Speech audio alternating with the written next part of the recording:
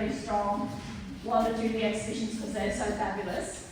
So welcome everybody, lovely to have you on the floor. My name's Jo Duke, I'm the director here at Caloundra Regional Gallery.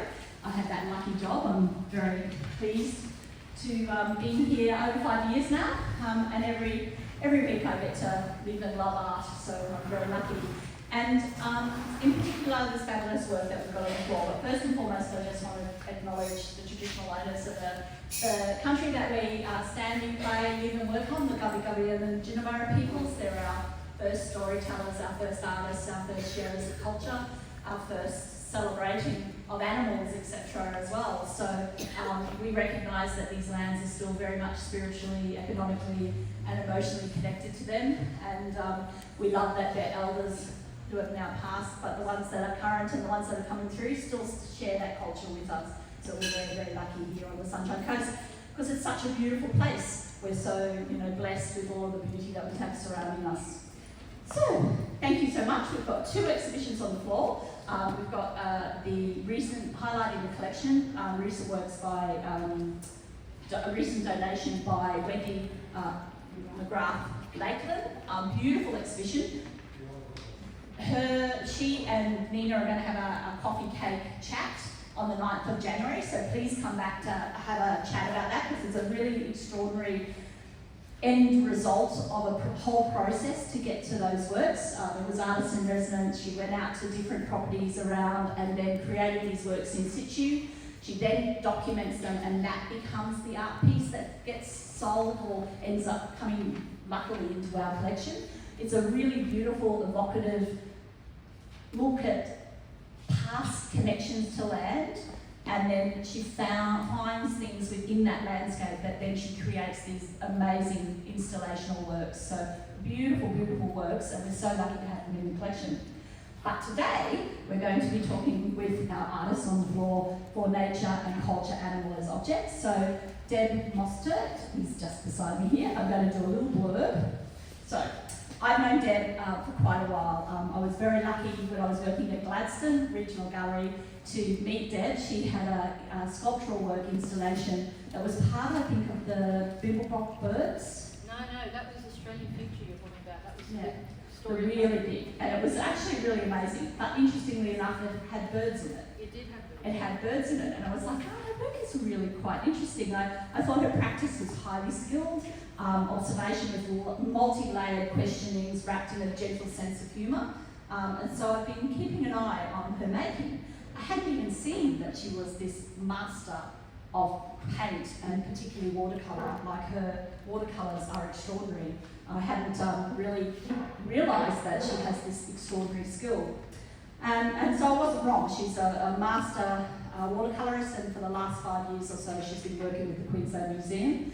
But I'll let her talk about that. I'll just give a bit of from her website. She talks about being as a mid-career artist, working across 3 decades in drawing, painting, sculpture and public art. She can't remember a time when she wasn't trying to make something of the world around her, which a lot of artists do, and that's what we celebrate. It's lovely to have this conversation with artists. Her practice has been grounded in observational drawing, and she continues to come back to this and try and share what she sees. Her practice revolves around objects as metaphors, collections as carriers of our stories, and museums as repositories of our collective archives, and she's worked very closely with the Queensland Museum.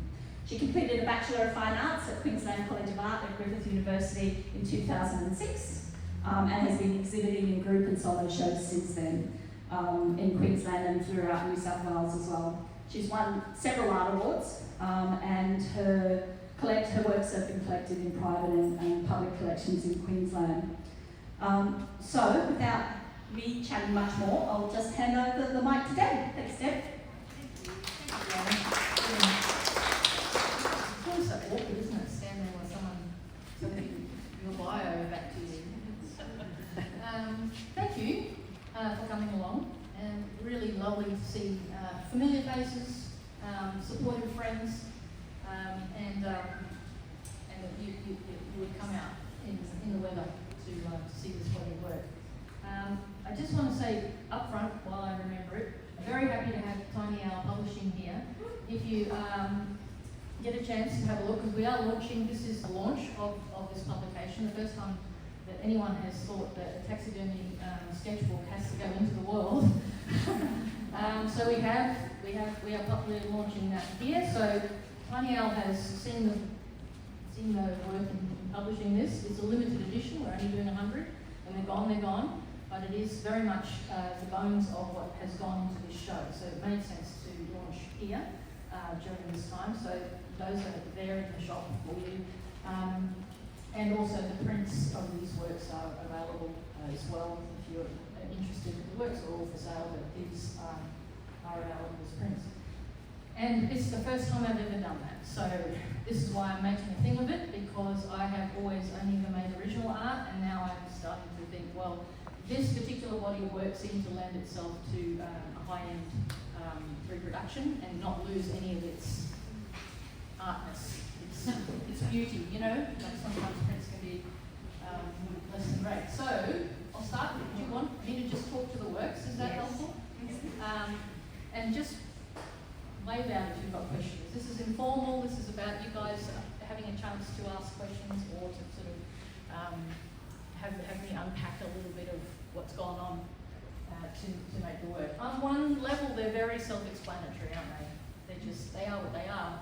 They're objects, animal objects, and they're just representational depictions. But there has been a lot of thought behind it. I have been lurking in the Queensland Museum on and off for the last 5-7 years now. Ali's here from the museum. Ali's an amazing artist, but also a preparator and a taxidermist. And these people at the museum have sort of put up with me looking over their shoulder and asking 1,000 questions, and that's where the books have come from. But that's what's fed into this body of work, and it's what's generated all these questions in my mind. And so I was trying to use a little bit of that sciencey museum language. I'm a collector. Hands up if anyone's a collector. Anyone else want to own up to that? Come on now, there's got to be a few of you. Yes, artists in the room, lovers of beauty, lovers of little things. Put it in your pocket, take it home. We are like the Wunderkammer people. You know, the Wunderkammer is a German phrase for a cabinet of curiosity. Back in the 16th, 17th centuries, people would, when they were starting to move around the world and trade with other countries, and they would bring back exotic things to their wealthy home, and they would display it in a cabinet, and you know, all sorts of exotic things from all around the world would go in a cabinet. And that became the precursor. That cabinet of curiosity would become the precursor to our modern museums. And so I'm very interested in that sort of backstory of the museum, and then that science language that tends to go with that. And so I've tried to make works in this show that sort of hark back to those ideas. So it's all sort of in the context of the museum. So these works here this is pretty much what started it, I think. I started with the shark as object. I was asked to make a work for a group show about sharks. And I thought, I was in the museum, and I said to Ali, well, sharks, you know, so let's have a look. So they, at the Queensland Museum, in our collection, it belongs to us, it's our state collection. Please go to the museum and have a look. It's just an amazing space, and it belongs to us. They have the holotype of the grey-nosed shark. The grey-nosed shark is an endangered species. We kind of thought it was a man-eater, so they kind of hunted them, and the numbers got really low.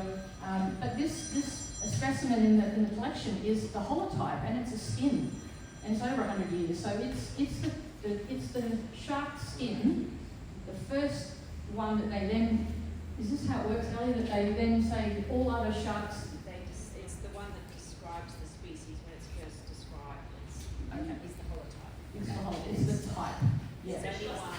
There's only one, so we've got it in our collection, the holotype for the grey-nosed shark. So every other shark that looks like a grey-nosed shark, they look at the holotype and they say, yeah, that's a grey-nosed shark. Is that right? Pretty sure. So she's the science part. So I started with that. That's in the Queensland Museum collection, the top one. And then the next one down is actually a cast, which is what they normally do with marine animals. Rather than making a taxidermy skin, they make a mould of the shark, and then it gets modelled usually fiberglass, I think that one's probably fiberglass, and then painted up to look like it. And it's in the museum collection as well. But then it kind of devolves or evolves, whichever way you want to see it, down into popular culture. And you love the colours. Like, all of these, they started out with naturalistic endangered animals. So we've got, all of these are endangered or were endangered or are vulnerable. And then it kind of devolves down into solar dancing sharks, you know, Lego figurine wearing shark suit, all sorts of fun popular culture things we've done with animal objects. So to keep in the science language, I found all these objects. I sort of put them all together in like a taxonomy chart, and then at the bottom there is a legend that will tell you what it is, where it's made, what it's made of, and the manufacturer, wherever I can find that information. And sometimes it's harder to find that than you think. You can find a distributor, but not necessarily always a manufacturer.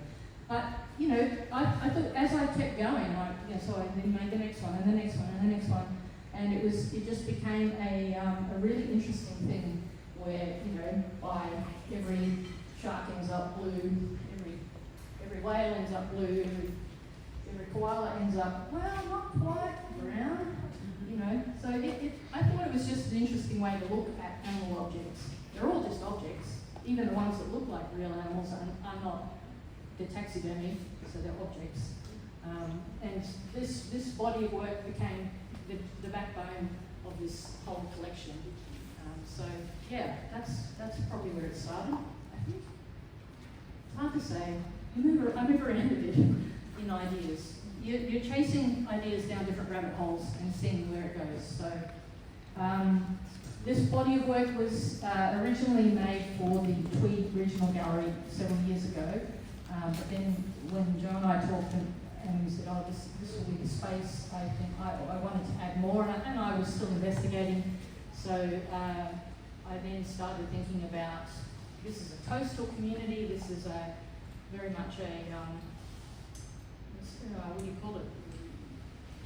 It's like you've got theme parks here, you've got holidays, but it's also the culture of the souvenir, isn't it? It's a tourist town, right? That's what I'm trying to say. It's a tourist town, so you have the souvenir. All of this is actually, nearly all of it is actually Queensland Museum souvenir, because any museum you go into, you have to exit via the gift shop as well, don't you? You notice that? Yeah. So you're seeing animal objects, taxidermy, and then you're going out by the gift shop and you're seeing more objects, animal objects, and I'm sort of kind of looking mostly at the plush. So I made these larger works to sort of bounce off some of those ideas of coastal souvenir. So those ones are self-explanatory. And it's a little bit of a comment, I guess, on single-use plastic. I know, we know the soy sauce disher. That's an obvious single-use plastic, but I would suggest that a plush toy bought on a whim at the gift shop with Best of Power is probably just as single use. I don't know, kids, do you still use your plush toys years later? Have you still got them? See, some people will say, yeah, no, they have value to me. And I have a lot. You've got a lot? Yeah, we all had a lot of those sort of toys. So yeah, I'm not sort of judging it, I'm just sort of asking questions about how do we manage when a lot of the original animals are actually being lost off our planet. I'll segue into the next bit. We'll segue into the next bit. And if you need a chair, guys, there's little stools here. Anyone got questions? Anyone want to sort of...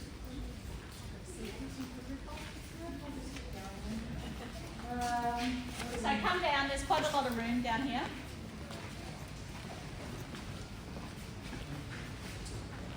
Alright, so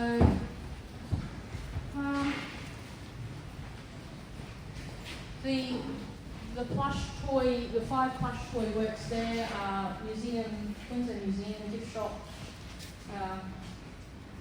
stuff. And I really just kept playing with the ideas of mixing up the culture and the nature.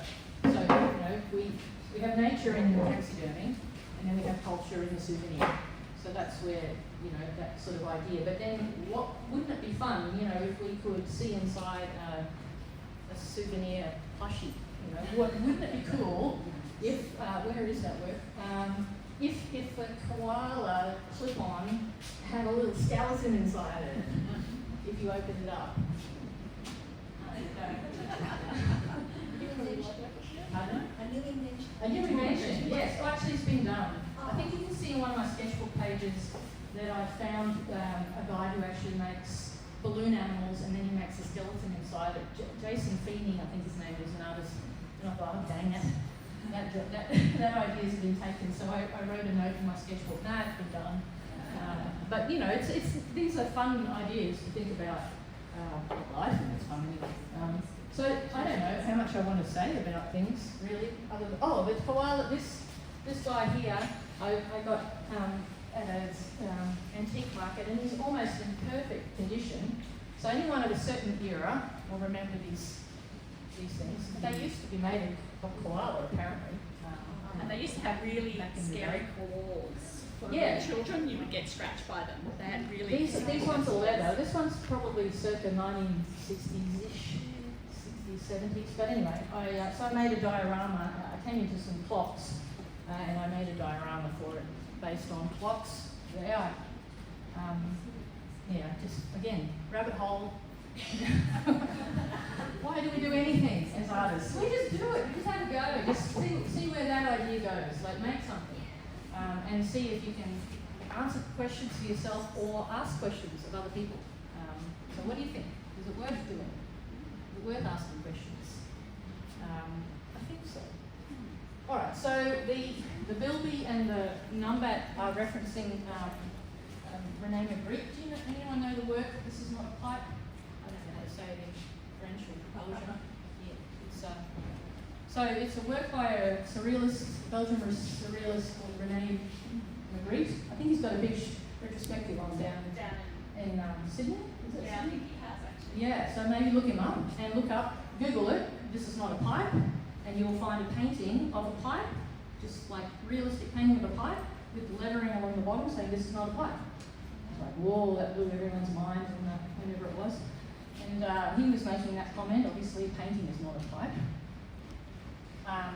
This is definitely not a number. This pathetic specimen of a thing that is in the British Natural History Museum is as far away from a number as you could get.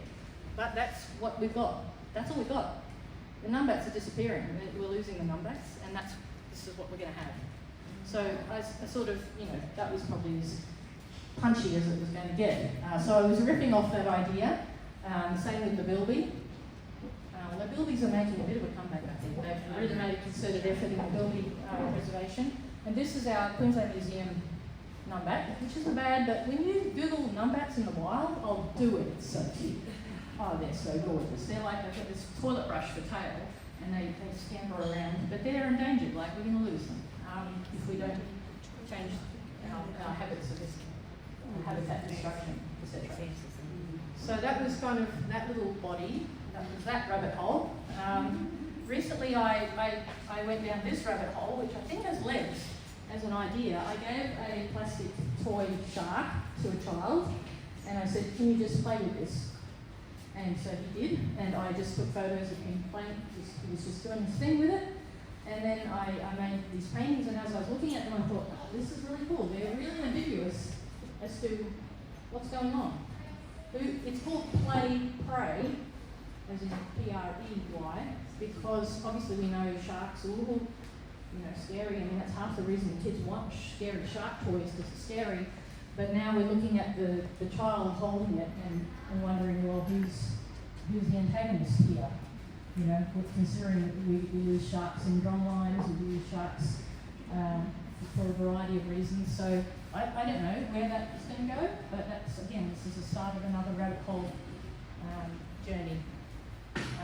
Over here we've got a cluster of work. So this wall and this wall were made using a lot of Queensland Museum mounts and imagery. At the museum, Ali took me out to Hendra where they have everything in storage, and so you're seeing, shelves with taxidermy sitting on it, and it's kind of confronting. You see the animal, and it's propped, or it's hanging off a wire, or it's got a great big bit of steel up its backside. they're kind of full jarring images in a way. But then there's all the glory of a huge, beautiful moose, and they had it on the wall at the right height where it would be if the moose was there, and it's awe-inspiring and it's wondrous, and I love it. And I would love to have a moose in my home. I don't think Noel would go for that, would he? Probably not. So these are sort of all works that I was thinking about different ideas, trying different things. This one's in the museum collection, cutaway of what's inside. So this is what you see inside the taxidermy. But so what happens if you do that to it's not as exciting inside a plush duck, and it's really less exciting inside a rubber ducky, actually. And that took me down a rabbit hole. Do not Google what's inside a rubber ducky. If you have grandchildren or children, it's horrifying to know what's inside a plastic rubber ducky that sits in the bathroom in the water all the time. And so that took me on a journey, but I thought, no, don't go there, we don't need to investigate everything. But it was fascinating. So yes, we have now maybe just this last two here. So this one here is a cloche that is in the Queensland Museum collection. It's really old. I don't know how old do you reckon it is? Is it 1880s? Yes. The glass is super thin, and it's a dome, and it's filled with these exact birds. I did a little gouache study at the museum in front of it, and then I took some photos and I worked this one up at home in the studio. But I thought it was just so weird. Like, why did they choose those birds? They have no relation to each other. They have no relation to an environment that they share. It was just an eclectic bunch of pretty birds and stuck them in a thing together. And so it kind of represented everything that was irksome and uncomfortable about museum collections and taxidermy. I mean, we don't shoot birds out of the sky anymore for our collections, but that's what used to happen. They would go out and shoot indiscriminately or purposefully to bring animals into the collections. And so, we don't know how these were collected, but coming from that time frame, it's quite possible that they were just... They weren't hit by a horse and cart. No, they weren't hit by a horse and cart. No, you can't say they were byproduct of roadkill or anything. So this is how we get most of our animals for our collections now, is we have to wait for them to die from natural causes, be handed in by a person in the public, or comes from a wildlife ranger who's picked it up or whatever. So, we can't just go and shoot an animal to have one in our collection. So I made this and was thinking about that, and then I thought, well, but what if we had a plush version? What would that look like? What if we went through the Queensland Museum gift shop, and they're not all in the gift shop, but the idea, and so I did that. Just giggles really, isn't it? But there's humour, but there's hopefully a bit of a hook in the tail, which will hopefully maybe get people thinking and talking.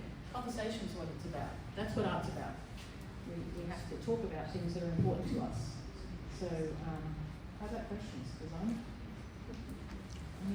Not people. Feedback. No, look, I'm not making a comment.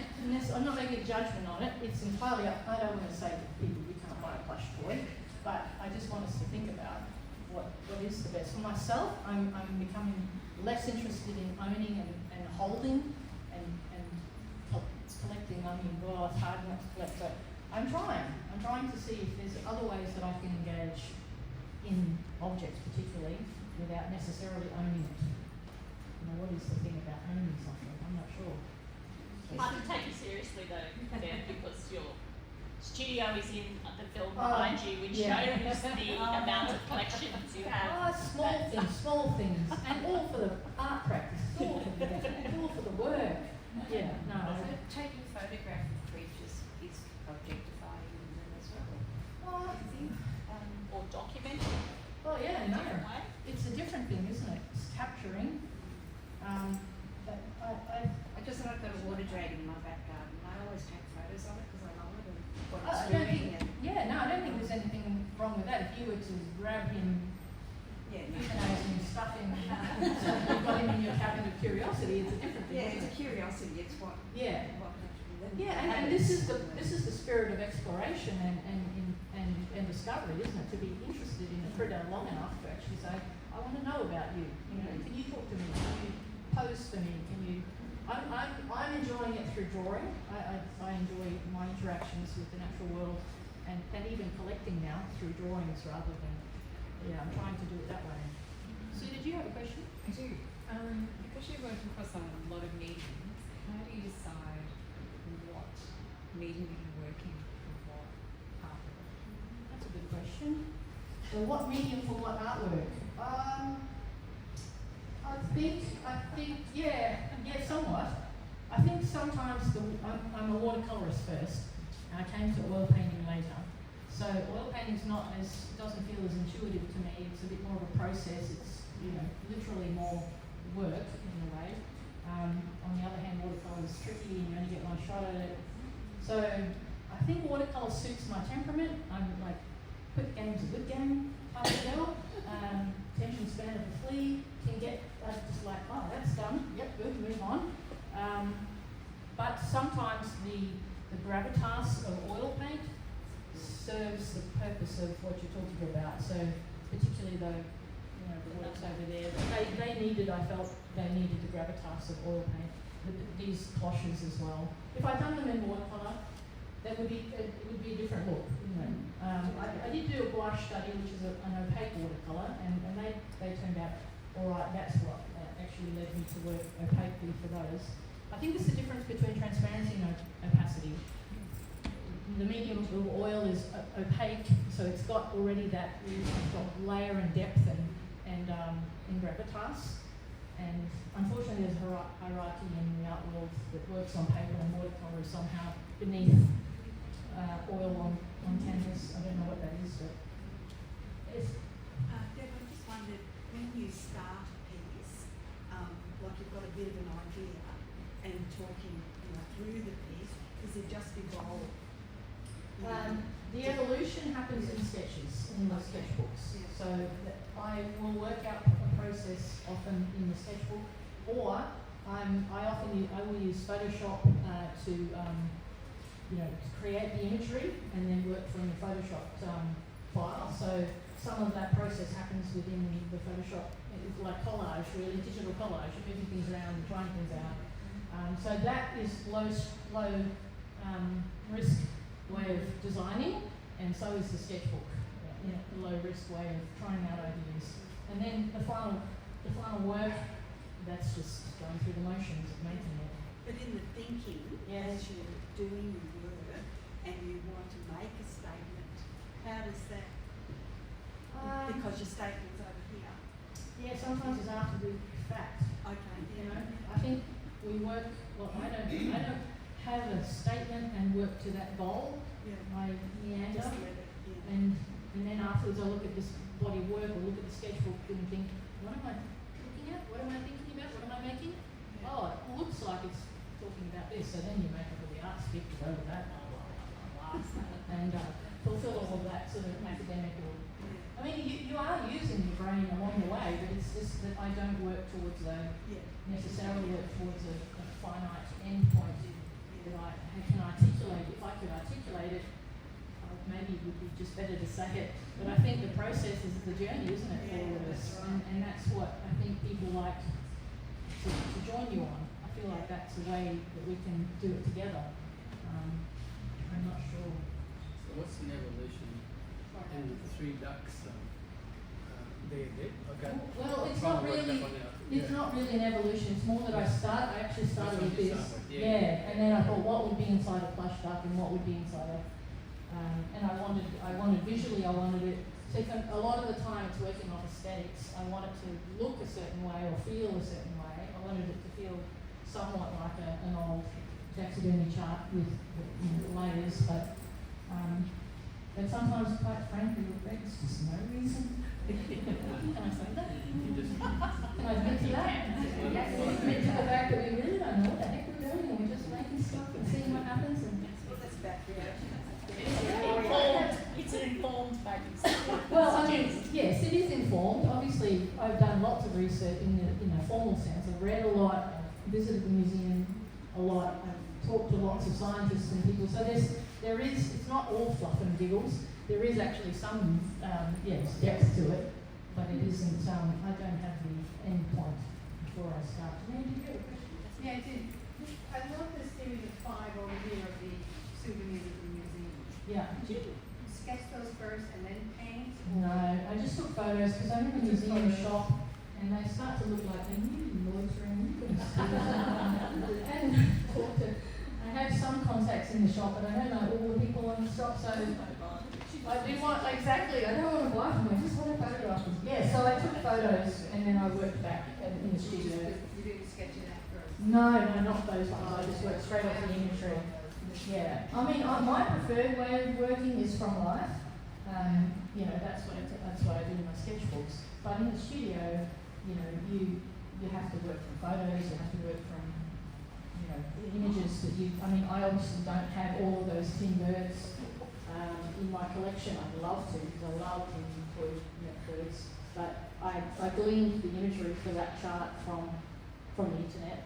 What a wonderful world we live in, where you just Google an image and, you know, so, yeah, so a lot of it, the finished works are sort of manufactured, I suppose, or created or collaged in a digital way, and then work back into it so that it ends up looking like a hand-drawn scientific illustration. Well, that's that particular body of work, and some of these were as well. These ones are a bit different. This was a different tack. This was a blind drawing. So it's a blind drawing of the done art. So I sat in front of the done art at the museum. Heather had them out on the table, and I just drew it without looking at it. So the blind drawing is you're looking at your subject matter, but you're not looking at your paper, right? So I've done this really careful drawing of him, and then I thought I just want to go blind over the top and see what happens. And then above that I put a little yowie.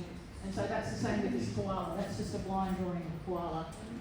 And again, conceptually, that goes in different directions, doesn't it? Like, what happens when we look at an animal when we look at the animal, but we don't look at our idea of what the animal should look like?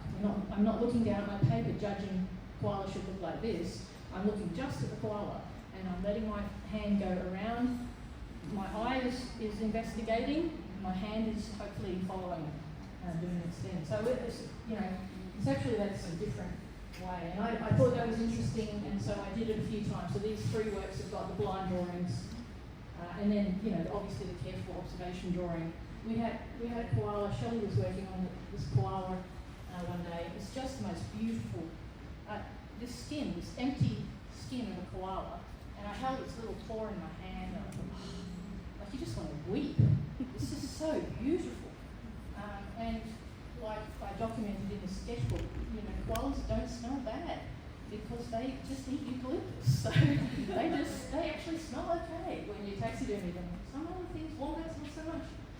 But the koala, beautiful. So that was a drawing that I did of this beautiful degloved empty puppet of a koala before it had been packed out and filled again. Well, I think it was just going to be study skin anyway to go in the drawer. But yes, it was just one of those profound moments when you realise, wow, this is a beautiful, beautiful creature, like a fellow creature. So yeah, very thankful for the opportunities I've had to be close to things that, you know, it's not every day that you get to hold a koala paw like that. So yeah. Other questions? Alexis? Can you say something about the redeem?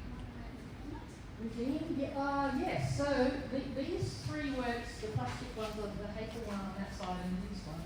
So the Haeckel, do you guys know, there's a German naturalist, physicist, artist back in the 1800s called, his first name, I can't remember his first name, but his last name is Haeckel. And he did, if you Google him, you'll find him, beautiful watercolour illustrations of organisms and things. And they were just so beautiful as beautiful illustrations of what's inside animals. And then I bought a $20 bucket of plastic animals from Target, as you do, and I was playing with them, and the colours all just seemed to fall, I was forming patterns and playing, and they just looked like these Haeckel illustrations. And I thought, that's really interesting. So that's that work. And then that led on to this next one, which is plastic animal molecule, and that was just playing with those ghost animals, you know, painting them white. What happens when you paint them plastic animal white and all the lovely aesthetic things that happen with that. And then I took it further and did the redeem. So how do we redeem these practices that we're uncomfortable with? Taxidermy, collecting, colonialism, control and capture, and all the things that we feel about animal objects. And how can we redeem that? How do we move forward into something that includes everybody, animals and people, and work towards flourishing and thriving in the way it was meant to be? So that's that was the question that I was asking. Sorry? What paint? Well, to cover the animals, I think it was just acrylic spray. There might have been enamel. Something? Yeah. No, I don't remember actually. I think it would have been acrylic because the enamel smells really bad, doesn't it? It would have probably been acrylic. Yeah, so those were experimental.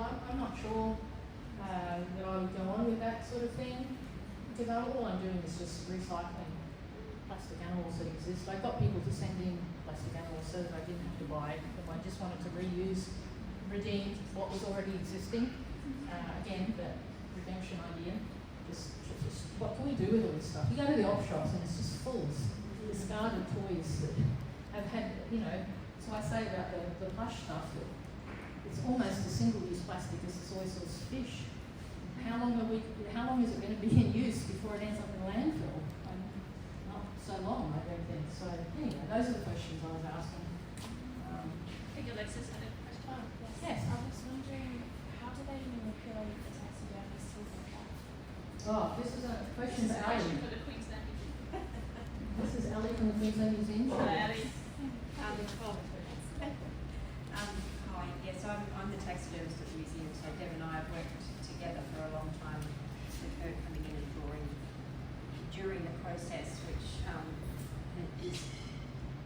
is why the images might look so graphic, because she's there while we're actually working on the process. And so I think it's worth saying with the Queensland Museum's collection, what you see on the floor of the museum is not the museum's collection. They're the exhibitions, but behind the scenes, which is where Deb and I work, there is an entire scientific collection which is used for scientific study. So people from around the world use the Queensland Museum biodiversity collections, which document animals in the state back to 1870 or whenever the museum was set up.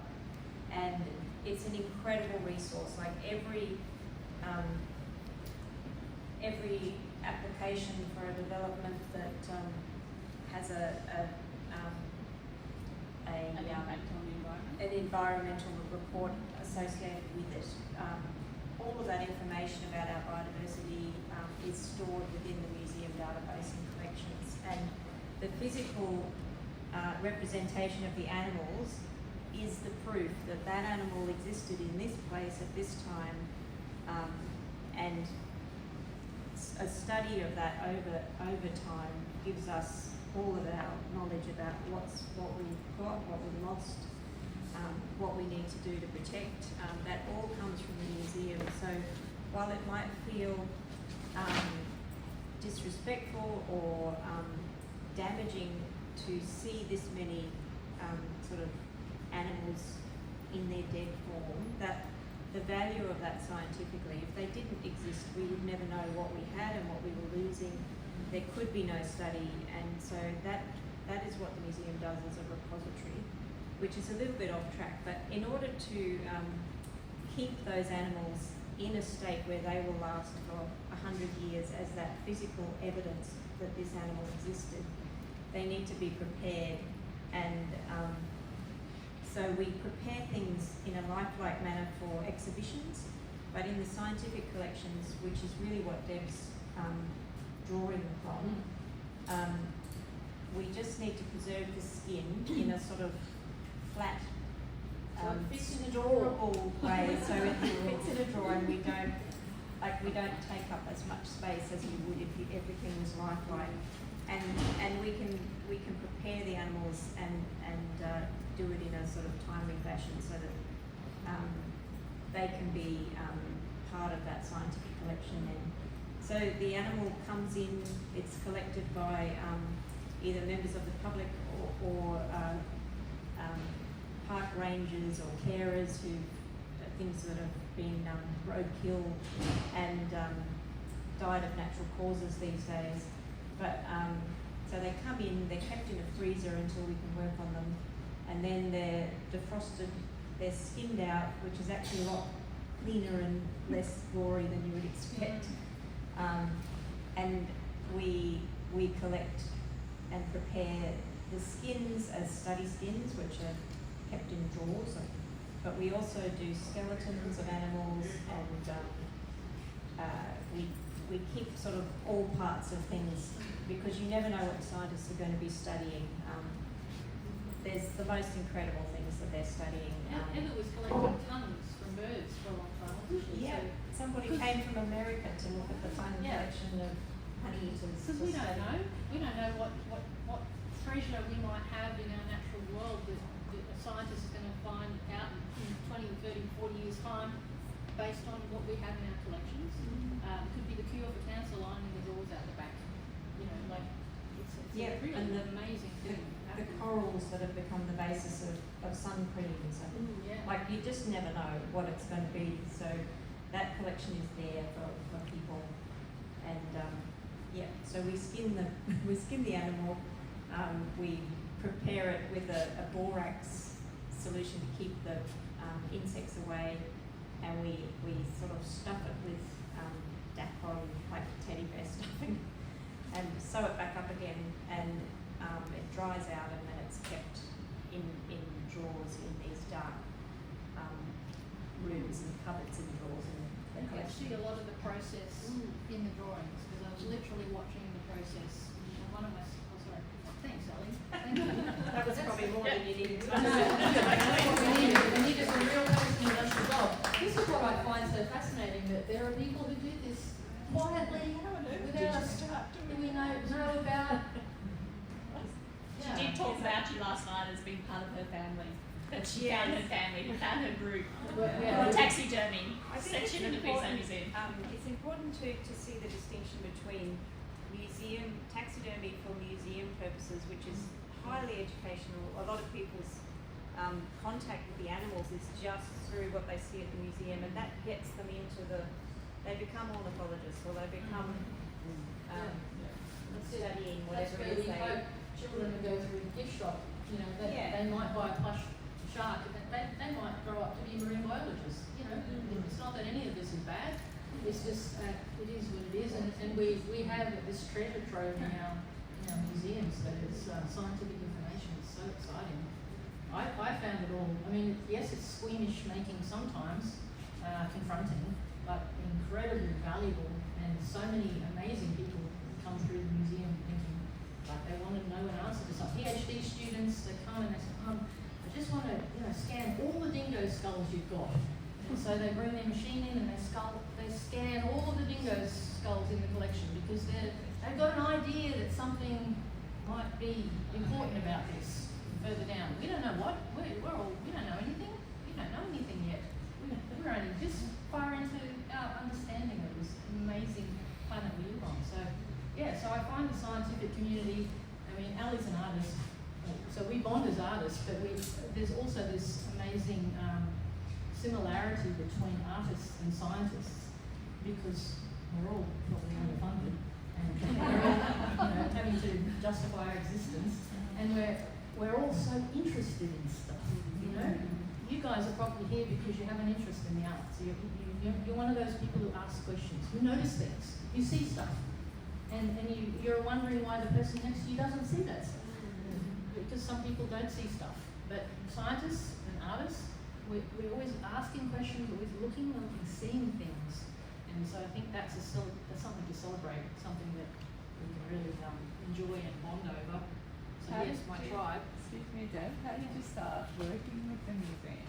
Yeah, so that's a good question. In 2017, I think it was, I was doing a project on my family's migration story from the Netherlands to Australia.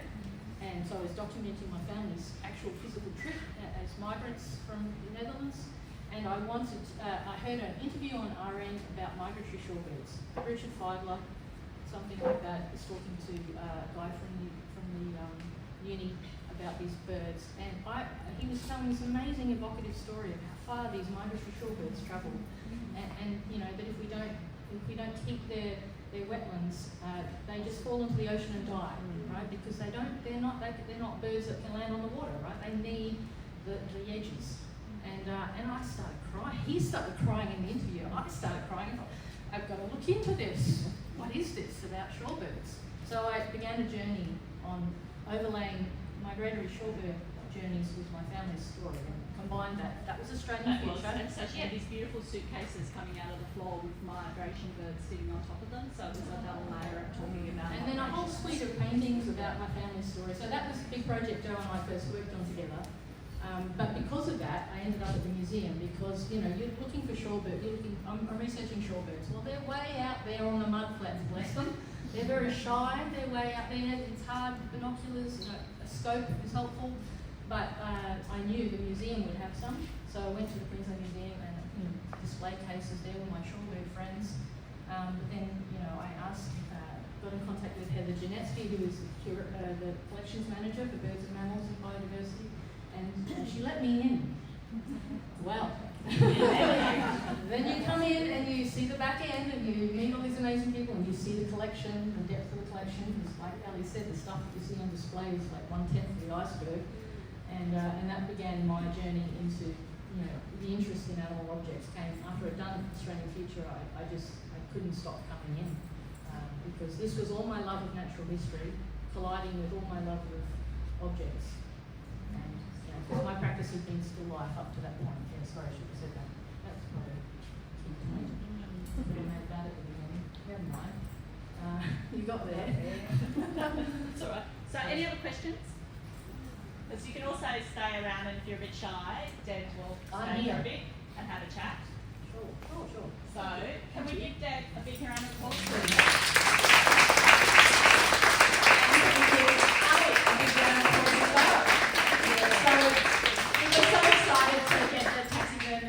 On the floor as well because it made me a little kid. I used to love going to the Queensland Museum back in the old at the hospital where you'd pull these drawers and they were, you know, the smell of dust and the butterflies and the insect collection, and you go to the Queensland Museum and it's still the same. I go there, go up to that cabinets full of these things that we in our urban environment never get to see. So I can sort of generally understand those cabinets of curiosity that were first started.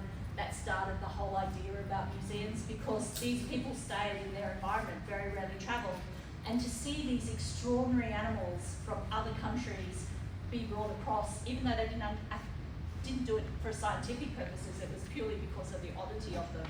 Yeah. And there's still this sense of amazement that our natural world has such an extraordinary breadth of creatures that we still probably, they've just discovered some more creatures in the Amazon, I think, which had never been discovered before and never been seen before.